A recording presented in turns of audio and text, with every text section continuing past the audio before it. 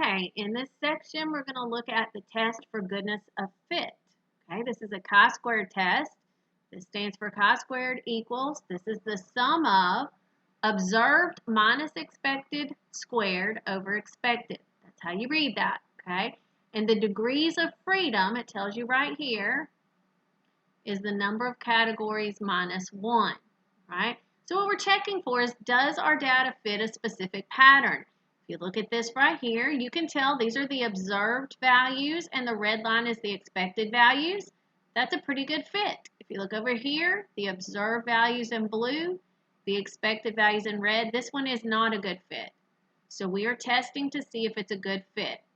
Now in the first example, they took a survey of 160 different crimes.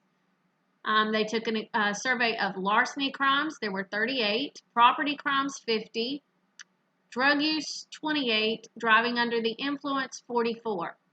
Now what they thought should happen is that all of these categories, all these crimes, should have the same amount. Okay, so what they did to get the expected value, if they're all the same, then you're going to take this 160 people or 160 crimes and you're going to divide it by 4 because there are 4 different categories.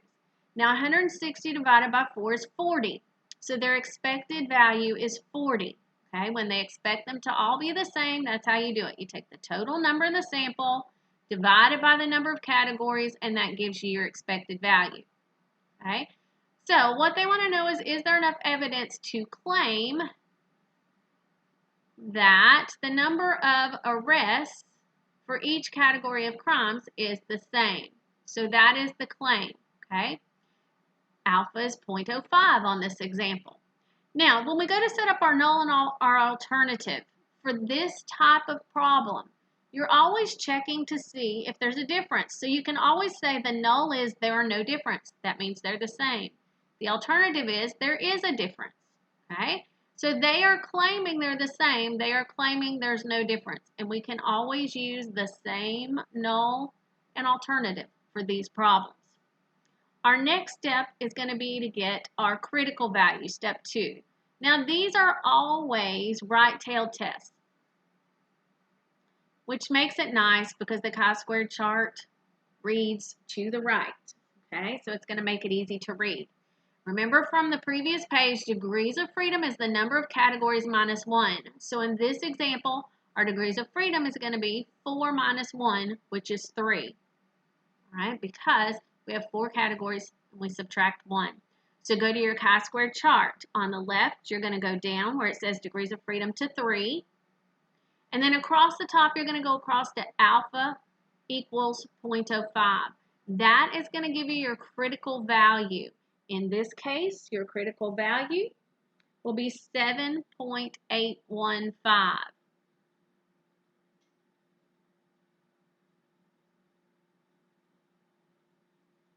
Okay, so in this case, alpha is 0.05. We went across the top to 0.05. Then we went down to 3 degrees of freedom. We get 7.815. So let me write that here. Whoops. And I already wrote that on our curve. Remember the chi-squared curve looks like the one I have over there. Now step 3 is getting our test value. Okay, so the next step, test values. Let me get a different color here. This one we call our TV. It is the chi-squared value.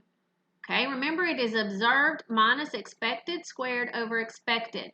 So for larceny, we observed 38, we expected 40. So we do 38 minus 40 squared over 40. Plus, the sigma symbol means add. For property crimes, observed was 50, expected was 40. So it's 50 minus 40 squared over 40. Plus, drug use, 28 minus 40 squared over 40. Plus, driving under the influence, 44 minus 40 squared over 40. Now keep in mind for this, you can't always type the whole thing in a calculator. So notice they did it piece by piece. For larceny thefts, they got 0.1. For property crimes, they got 2.5. For drug use, they got 3.6.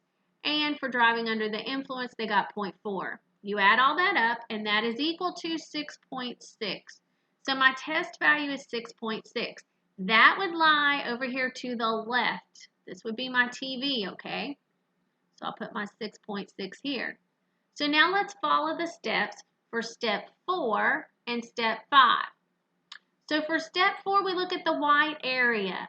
We either reject or do not reject the null. Okay, in this case, it is not empty, so we do not reject the null. That is going to be my step 4. Now step 5 talks about the claim. Okay, so go back up here and see what they claimed. They claimed that there's no difference. They claimed the null, the white area. Go to the white area and see if your evidence is there. It is there, so there is enough evidence to support the claim. So for step 5, we would put there is enough evidence to support the claim. They were claiming the null. Now let's look at the graph on the next page. We can kind of look at this. Here's the data graphed, okay, and here's our expected values. So in this case, there is enough evidence to support the fact that it is close enough to the same.